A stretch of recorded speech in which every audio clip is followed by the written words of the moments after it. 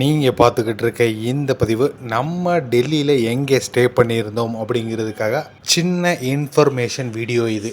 Booking.comல dormitory ரூம்ஸ்ன்னு சொல்லி போட்டு search பண்ணேன். ஸோ அதில் நம்மளுக்கு ஹீஸ்டல் அப்படின்னு சொல்லி சாக்கெட் மெட்ரோ ஸ்டேஷன்கிட்ட ஒரு அக்காமடேஷன் கிடச்சிது. ஸோ நம்ம என்னவோ மென்ஸுக்கு உண்டான அக்காமடேஷன் தான் தேடினோம். பட் ஆனால் இது வந்து கோ லிவிங் அப்படின்னாலுமே வந்து பெரிய விஷயம்லாம் கிடையாது. அங்கே ஹாஸ்டலுடைய வார்டனே வந்து ஃபீமேல் தான்.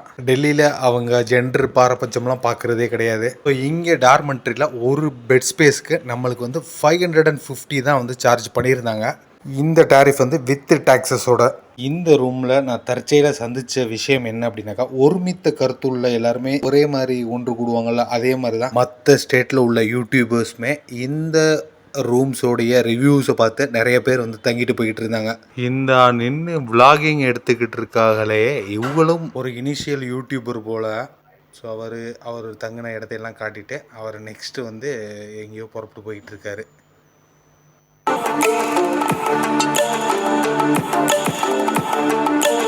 இந்த ஹாஸ்டலோட பேர் ஹேஸ்டல்.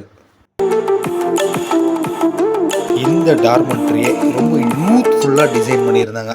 இந்த ரூமில் மட்டும் 10 பேர் ரொம்ப தாராளமாக வென்டிலேஷனோட நல்லா தங்கிக்கிறலாம். ஸோ இந்த ஹாஸ்டலில் ஏர் கண்டிஷனர் மட்டும் நைட் டைம் மட்டும் யூஸ் பண்ணிக்கிறலாம், டே டைத்தில் அலௌடு இல்லை. இந்த டாமில் தங்கியிருந்தது ட்ரெயினில் படுத்து ட்ராவல் பண்ணுற அதே எக்ஸ்பீரியன்ஸ் தான் இருந்தது. ஏன்னா நம்மளுக்குமே கொடுத்துருந்தது அப்பர் பர்த்து. இந்த ரூமோட 2 பக்கமுமே மெட்ரோ ஓடிக்கிட்டு இருக்கும்.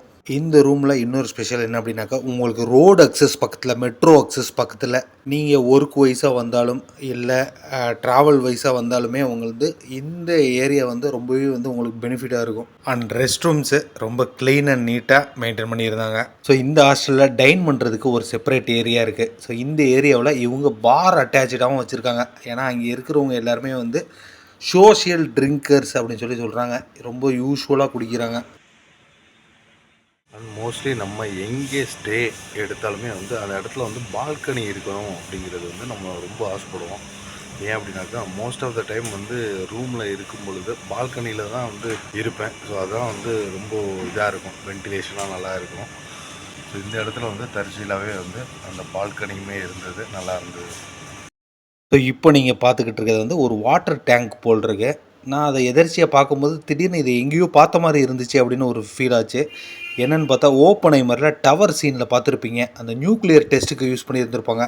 கிட்டத்தட்ட அது மாதிரியே அந்த டிசைனில் இது வடிவமைக்கப்பட்டிருக்கு.